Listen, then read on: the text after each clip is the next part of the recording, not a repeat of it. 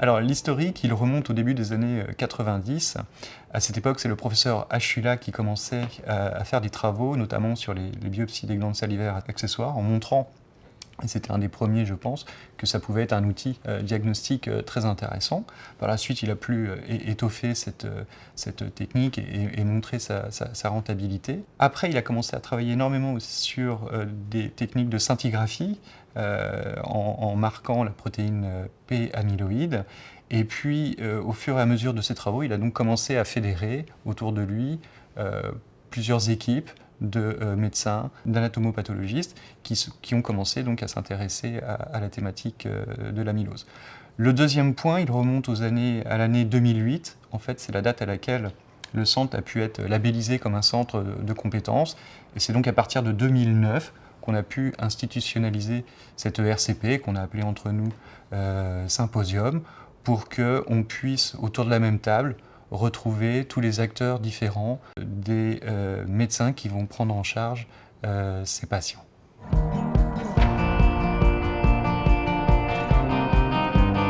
Alors, la coordination, elle repose sur deux grands axes. Il y a le maintien donc, de ces réunions que l'on essaye de maintenir à un rythme trimestriel ou tous les 4 mois. Ces réunions sont ouvertes aux centres régionaux.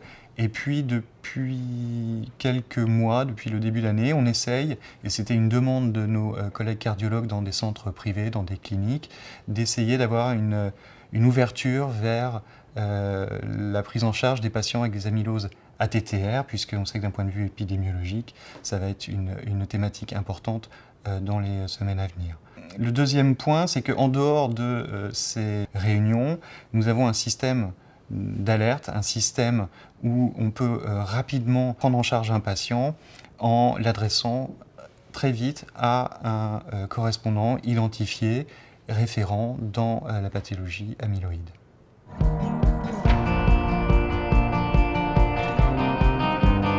Alors, jusqu'à récemment, le diagnostic d'amylose était exclusivement histologique, ce qui nous place, nous, anatomopathologistes, en première ligne du diagnostic, et donc ce qui nous permet de centraliser, d'avoir une vision d'ensemble des patients sur toute la région. Ça nous permet également d'orienter les cliniciens qui rencontrent cette maladie vers cette RCP locale. Pendant les RCP, on peut remontrer les images des cas.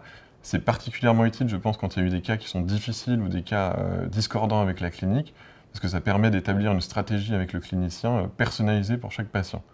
Enfin, je pense que c'est important qu'il y ait un pathologiste dans ce type de réunion pour également aiguiller les cliniciens sur les modalités d'envoi du matériel quand ils ont une suspicion d'amylose, pour qu'on aboutisse à un diagnostic optimal.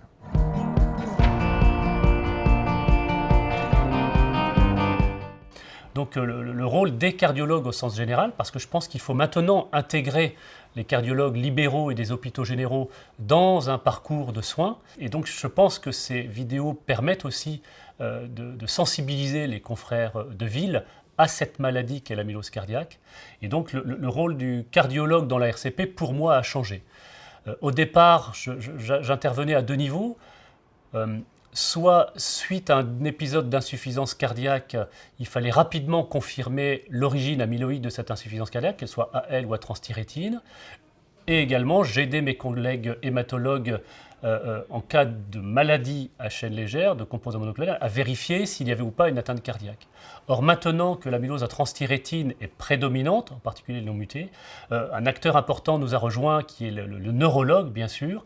Et donc, il faut absolument que les malades, quel que soit le premier médecin qu'ils rencontrent, aient les bons éléments diagnostiques au départ, sans perte de temps, et une mise en commun de ces outils diagnostiques afin de confirmer le diagnostic et de proposer le traitement le plus adapté.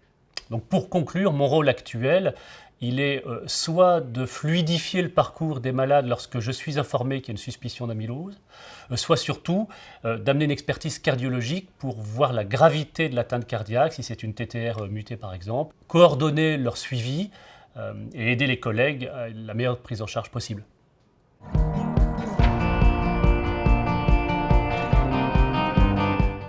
Alors le rôle du neurologue, c'est d'abord de repérer les patients, parce que quand ils sont présentés par d'autres spécialistes, parfois on n'a pas l'œil neurologique, et en effet, les cardiologues par exemple vont s'attacher au test de marche de 6 minutes, mais qui ne reflète pas que l'atteinte cardiaque, et qui peut refléter également l'ataxie du patient par exemple.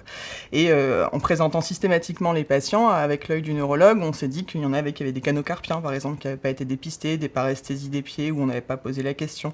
Et donc on essaye de tous les faire passer par la filière neurologique pour qu'ils soient tous au moins évalués une fois. Et à l'inverse, participer aux réunions amylose, ça a été aussi très enrichissant pour moi, parce qu'on ne parle pas que des amyloses à transthyrétine, on parle aussi des amyloses hématologiques ou des amyloses AA par exemple, et ça m'a donné un autre œil sur la maladie avec l'atteinte ophtalmologique, l'atteinte néphrologique à laquelle j'étais peut-être moins sensibilisée par mon biais de neurologue.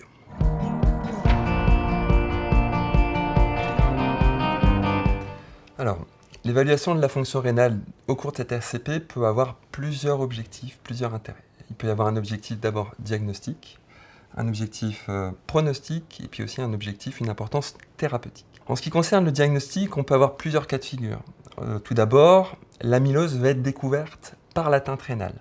Et là, on peut avoir soit des amyloses rénales exclusives, pour lesquelles le bilan d'extension ne sera pas nécessaire parce qu'on sait que ces amyloses sont localisées au rein, soit une maladie amyloïde systémique qui sera portée au diagnostic par l'atteinte spécifique du rein. On peut avoir d'autres cas. On peut aussi avoir des patients qui sont connus comme ayant une amylose, cette amylose étant réputée néphrotoxique ou non, et qui va présenter une insuffisance rénale. À ce moment-là, l'importance du néphrologue et de l'évaluation néphrologique sera de déterminer, outre la sévérité de l'atteinte rénale, son étiologie. Est-elle corrélée ou non à l'amylose ? Et si elle n'est pas corrélée à l'amylose, à quoi est-elle corrélée ? Faut-il faire un traitement étiologique spécifique ? L'évaluation rénale peut aussi avoir un but pronostic. Il est bien décrit dans certains types d'amyloïdes, d'amylose néphrotoxique, qu'il est de moins bon pronostic d'avoir une insuffisance rénale que de ne pas avoir d'atteinte de l'organe rénal dans cette amylose. L'évaluation néphrologique peut avoir une dernière importance qui est thérapeutique.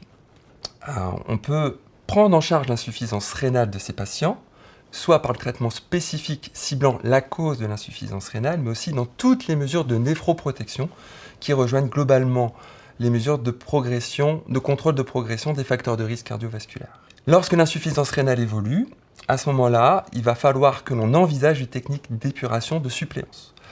Pour cela, il va falloir informer le patient, l'aider à choisir une technique des suppléances, anticiper et le guider dans ce parcours de soins. Par la technique de suppléance, j'entends la dialyse péritonéale, l'hémodialyse et aussi la transplantation. Selon le type de maladie amyloïde, la transplantation pourra être rénale isolée ou combinée à un autre organe. Il y a aussi un domaine un petit peu à part, où l'amylose ne touche pas le rein initialement, mais va nécessiter une transplantation d'organes, tels que le cœur ou le foie, et indirectement, cette transplantation pourrait avoir des conséquences sur le rein, par l'usage peut-être des immunosuppresseurs. Et là également, l'évaluation néphrologique pourra avoir son importance.